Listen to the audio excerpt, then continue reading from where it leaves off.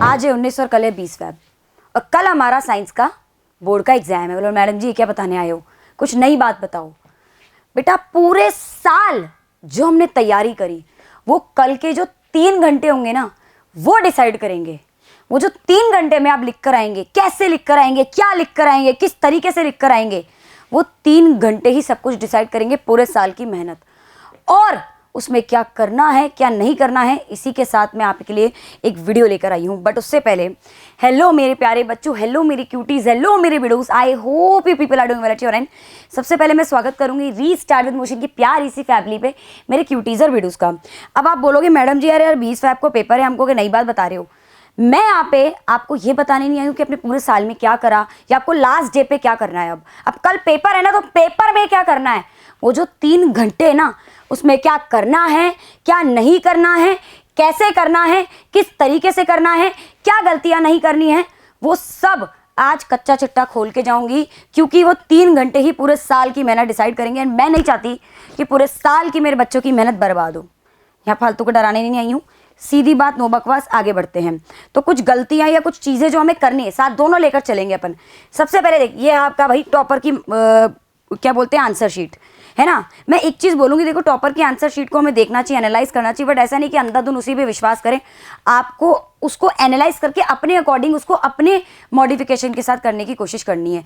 अगर हम बात करें तो आज के वीडियो में हम 2 से 3 क्वेश्चंस पे बात करेंगे। पहला क्वेश्चन, विच सेक्शन, क्योंकि बेटा अगर हम वहां जाकर डिसाइड कर रहे हैं, हमें पता है हमारे 5 सेक्शन आते हैं, section A B C D E. अब हम वहां जाके डिसाइड कर रहे हैं कि यार पहला सेक्शन ए करूं कि डी करूं कि सी करूं, तो ये बहुत बड़ी आपकी गलती। क्योंकि जब आपको पहले से पेपर पैटर्न पता है तो आपको कौन सा सेक्शन पहले अटेम्प्ट करना है हम वो डिस्कस करेंगे। हाउ, कैसे अटेम्प्ट करना है वो डिस्कस करेंगे। एंड सबसे इंपॉर्टेंट, कैसे आंसर्स लिखते हैं, कैसे उन्हें रिप्रेजेंट करना है, क्या पेपर का प्रेजेंटेशन करना है, कितने टाइम में करना है, क्या टाइम मैनेजमेंट मिस्टेक नहीं करनी है, वो सब आज डिस्कस करेंगे। और कैसे हम 2 से 2.5 घंटे में अपना पेपर कंप्लीट कर दें कल का, ये सब हम डिस्कस करेंगे। तो सबसे पहले विच सेक्शन टू अटेम्प्ट। बेटा जब विच सेक्शन की बात आती है ना, तो मैं इसको सिंपल बात आपको बता दूं, इस पर मैं शॉर्ट भी लेकर आ चुकी हूँ। जो ये जो विच सेक्शन की बात है ना, अब आप थोड़ा दिमाग लगाओ। बच्चा ए से स्टार्ट करेगा, MCQ करेगा, फिर बी करेगा, फिर सी करेगा, फिर डी और ई तक आते आते क्या होगा, बच्चे को पता है कि यार 5 नंबर 4 नंबर वाला क्वेश्चन है, यार मेरा दिमाग का दही कर देगा, और तब तक वो वैसे एग्जॉस्ट हो चुका होगा।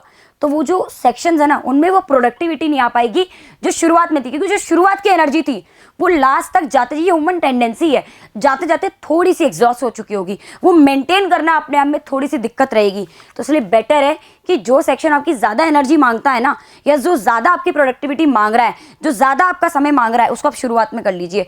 आप पहले डी या ई में से, या डी और ई को एक साथ, मतलब जो भी पहले डी उठा लीजिए या ई उठा लीजिए, पहले इन्हें कंप्लीट करिए। देन आप क्या उठाएंगे, देन आप सेक्शन सी उठाएंगे, फिर आप सेक्शन सी उठाइए।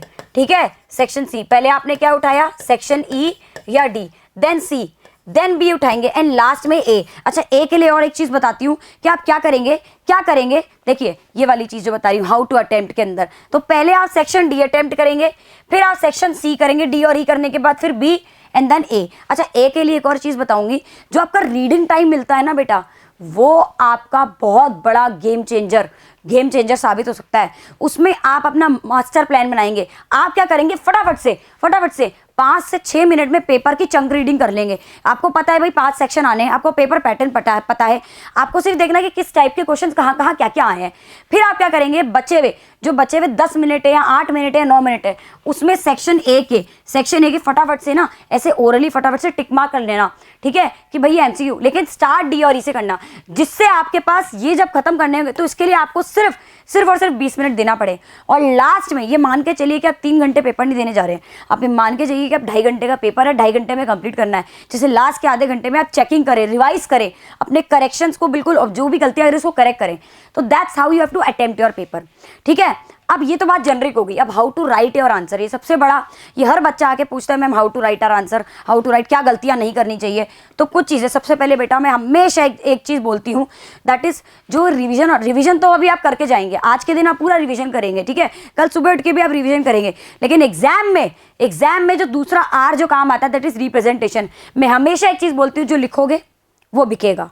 सीधी बात, नो बकवास। आप जो लिख कर आ रहे हो ना वही बिकेगा। आपने पूरे साल क्या पढ़ा, कैसे पढ़ा टीचर को उससे मतलब नहीं है, आपने जो वहां लिखा है ना, जो आपने वहां उतारा है, जिस तरीके से उतारा है, जैसे संजो के लिखा है, वो मैटर करता है। इसलिए बोलती हूँ पूरे साल आपको बोला है कि जो लिखना है उसकी भी प्रैक्टिस करो, सिर्फ पढ़ो मत, रिप्रेजेंटेशन की भी करो, ठीक है। तो आज भी प्रैक्टिस करना, इसकी सैंपल पेपर करना अच्छे से पूरे सॉल्व। अब बात करते हैं जो पेपर प्रेजेंटेशन है, उसमें देखो बेटा एक चीज बोलती हूँ मैं हमेशा, टीचर के दिमाग से खेलो। टीचर के दिमाग से कैसे खेले मैडम जी?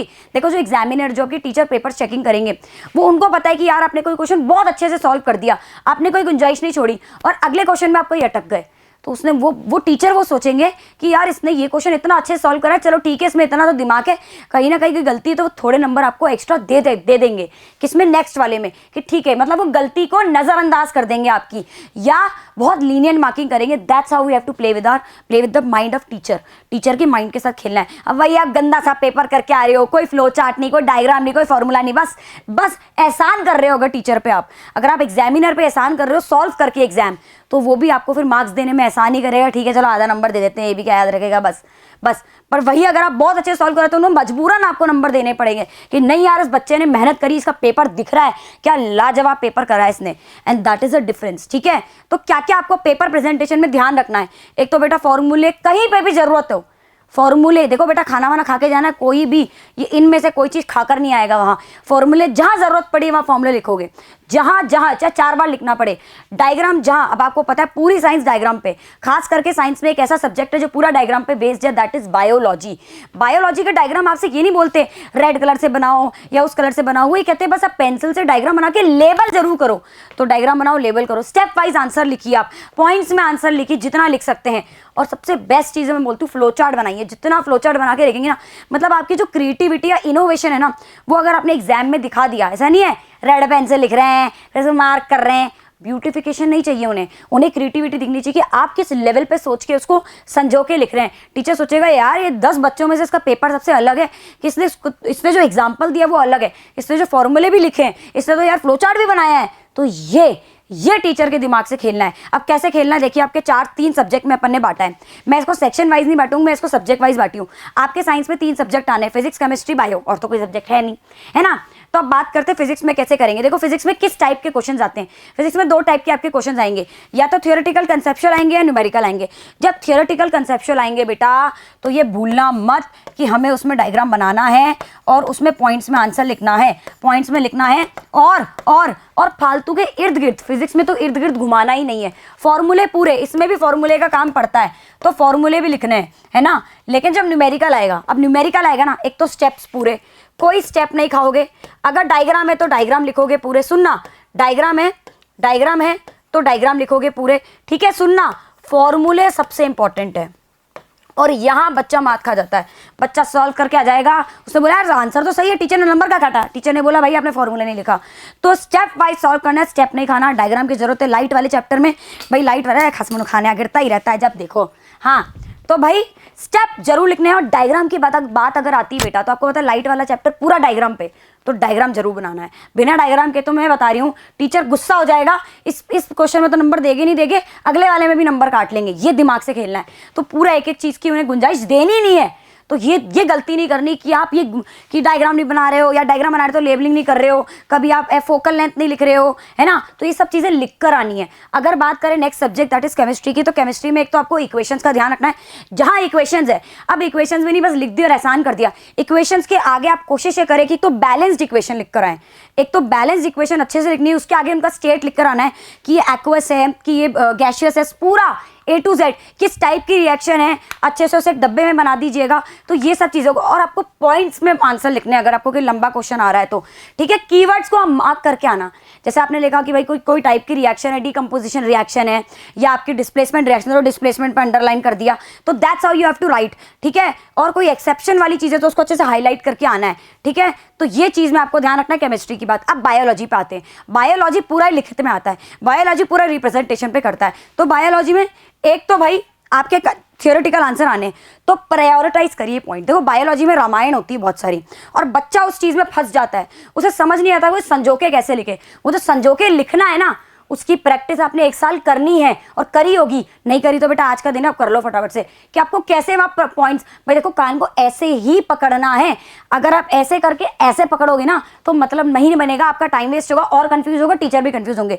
सीधा पॉइंट टू पॉइंट आंसर लिखना, सीधी बात, नो बकवास करके आनी है वहाँ पे, बकवास बिल्कुल नहीं करनी है। और सबसे सबसे सबसे सबसे सबसे इंपॉर्टेंट है, अगर आप देखें कि आपको गुंजन मैम भी जो हमारी बायो वाली फैकल्टी हैं वो भी बोलती आई हैं डायग्राम वो आपको जो भी पढ़ाती है वो डायग्राम के थ्रू भी पढ़ाती हैं, जो वो डायग्राम बनाती हैं। तो भैया आपको क्या करना है, डायग्राम को नहीं छोड़ना बेटा, क्या करना है। और डायग्राम में भी सबसे इंपॉर्टेंट है डायग्राम, बच्चा होता है डायग्राम बना दिया आसान कर दिया, आपको है ना सुंदर डायग्राम से मतलब नहीं है, नीट एंड क्लीन डायग्राम से उन्हें मतलब है। और नीट एंड क्लीन से सबसे इंपॉर्टेंट है लेबल्ड डायग्राम। अगर बेटा उनको यही नहीं पता इसका आंख क्या है, इसकी नाक क्या है, इसका ये क्या है, तो फिर वो आपको किस बेसिस पे नंबर देंगे। उन्हें भाई देखो टीचर को ये बताना है वहाँ पे कि यार मैं पढ़ के आया हूँ, मैं पढ़ के आई हूँ।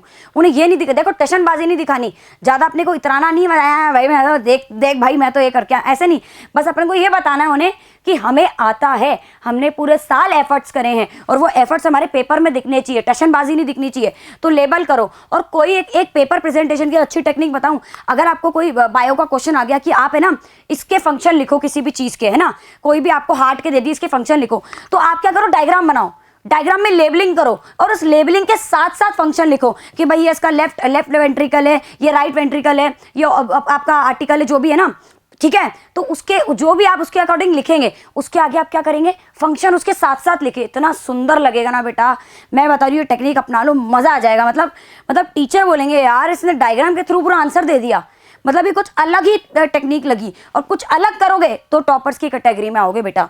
तो बेटा ये जो चीज़ें हमें करनी है और गलतियां क्या नहीं करनी, एक तो लेबलिंग नहीं छोड़ के आनी, कहीं पे भी डायग्राम फॉर्मूले स्टेप्स की जरूरत है वो करना है, पॉइंट्स को प्रायोरिटाइज करना है, कुछ बातें जो दिमाग में रखनी है। सबसे पहला आपको क्या करना है, अगर आप कोई आंसर लिख रहे हैं इवेंचुअली कहीं से भी, देखो एनसीईआरटी के ना, जैसे आपने देखा होगा हम कोई भी अगर बस सोशल मीडिया से रिलेट करें, हैशटैग्स चलते हैं, ठीक है, तो ऐसे ही एनसीईआरटी के कीवर्ड्स चलते हैं एग्जाम्स के अंदर। तो अगर आप कोई भी एनसीईआरटी का कीवर्ड आपको दिख रहा है उस पर ना अंडरलाइन कर दो, पेंसिल से करो, ब्लू पेन से करो, बस हालतू रेड लाल वो करोगे ना बेटा और फंसोगे। तो सीधा अपने को ब्यूटिफिकेशन में नहीं जाना, ठीक है, फ्लो चार्ट डायग्राम फॉर्मूला कुछ नहीं भूलना, नो ब्यूटिफिकेशन, कोई ब्यूटिफिकेशन पे नहीं जाना। हेडिंग है उसको डब्बा बना दिया है उस पर अंडरलाइन कर दी, कीवर्ड है उसको अंडरलाइन कर दी, ठीक है। और जब आप कोई आंसर लिख रहे हो उसके पीछे 2 लाइनें छोड़ दो, बस लाइनें खींच रहे स्केल से लगे हुए हैं, आता कुछ है नहीं, ऐसे नहीं करना, ठीक है। और एक चीज बोलूंगी, बहुत बच्चे इस चीज पे मैं कहती हूँ टॉपर्स इस टेक्निक को यूज करते हैं, आप है ना रियलिस्टिक इनोवेटिव एग्जांपल्स दो, एग्जांपल्स देके समझाओ। आप देखना कोई टीचर भी आपको पढ़ाते हैं ना तो वो कुछ ऐसे तरीके से आपको एग्जांपल्स देकर समझाते हैं कि बच्चे के दिमाग में घुसता है। आपको भी ये चीज करनी है, वहाँ एग्जाम्पल देने, ऐसे टाइप के एग्जाम्पल देने कि बिल्कुल सीधा सही जगह जाके निशाना लगे और दिल पे जाके लगे, जो पेपर चेक करे वाह भाई इसने तो यार दिल जीत लिया, इसके एग्जाम्पल ने ऊपर क्या लिखा हो मुझे नहीं मतलब, एग्जाम्पल की वजह से फुल नंबर। ये टीचर के दिमाग से खेलना है, वही जो लिखोगे वो बिकेगा। तो इसी के साथ आज के वीडियो को मैं यही समाप्त करूंगी। और धन्यवाद बोलने से पहले मैं बोलूंगी हम आपके साथ हैं, साथ रहेंगे, फोड़ेंगे, साथ मिलकर फोड़ेंगे। कल का पेपर सिर्फ आप नहीं देने जा रहे, हम साथ मिलकर दे रहे हैं। और ये ध्यान रखना कहीं आप पीछे चुको तो समझना हम पीछे खड़े हैं। रीस्टार्ट विद मोशन की टीम पूरी फैमिली आपके पीछे है, ठीक है। स्ट्रेस नहीं लेना, बिड़ू लोग हो, बिंदास लोग हो, हार्ड वर्किंग लोग हो, मेहनत करी तो फल मिलेगा, आज नहीं तो कल, कल नहीं तो परसों मिलेगा, ठीक है। मेहनत पूरी करनी है, अच्छा बेस्ट देकर आना है और ज्यादा ना काम डाउन रहना, बिल्कुल मगजमारी नहीं रखनी, जो है जैसा है बस बिंदास आराम से पेपर दे रहे हो, ठीक है। इतना भी आराम से नहीं है सो रहे हैं मस्त, ऐसा भी नहीं है, ठीक है। तो all the best to each and every बच्चे जो 10th क्लास के साइंस का पेपर देकर आने हैं। हैव अ नाइस डे, धन्यवाद, जगदे फट्टे, जय हिंद, जय भारत।